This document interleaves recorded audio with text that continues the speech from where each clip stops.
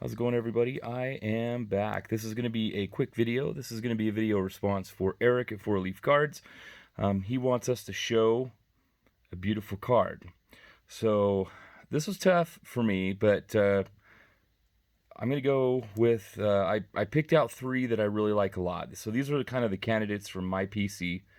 And the first one is my favorite player, Bryce Harper. This is the 2012 Topps Chrome Refractor in a Beckett BGS Mint 9, and I love refractors, love the shine, and I love Harper.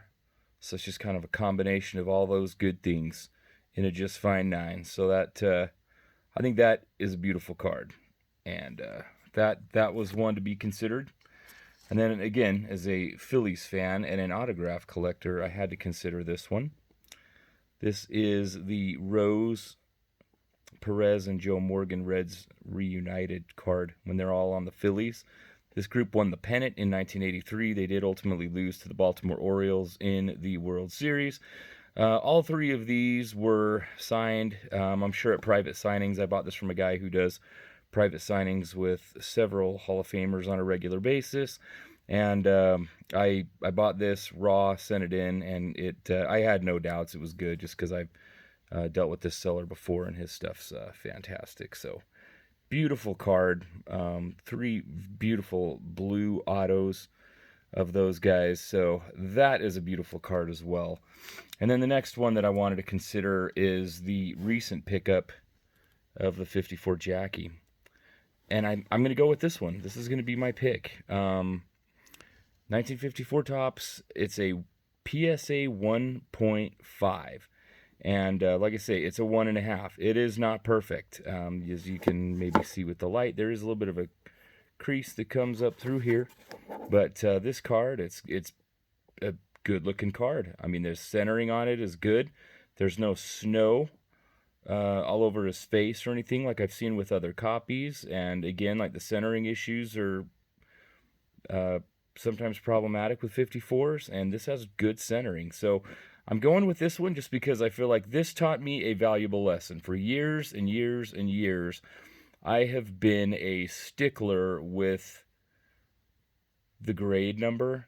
It's just kind of been a tough mental block to kind of get past. But this card was the one where I saw it and I thought, okay, I can't get this card in a 5. I love to get a lot of vintage stuff, or at least a 3. I mean, something this old, I'd probably go with like a 3 or 4 or something, but I like at least a 5 just because I know that's the grade where you can get away without having a crease in the card. Creases are kind of my thing, centering and creases, but you know, I can afford one this way. I can afford one that's in a 1.5.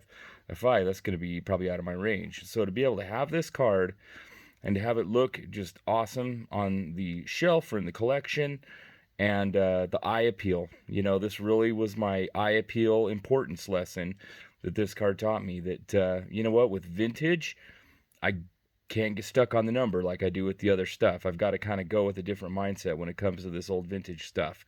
So I'm picking this one because this card really helped me learn a very valuable lesson, and that is to collect the card, not the grade, and to really kind of drive that home for myself with a pickup. So I'm going to go with this one, Eric. Obviously, it's 1.5. I'm sure I know for sure. I can think of a couple people off the top of my head that have this card in better grade. But this is mine. I love it, and I will cherish it forever. And I'm going to go with this one, Eric. So again, if you guys are familiar with Eric over at Four Leaf Cards, many of you probably are. He's awesome.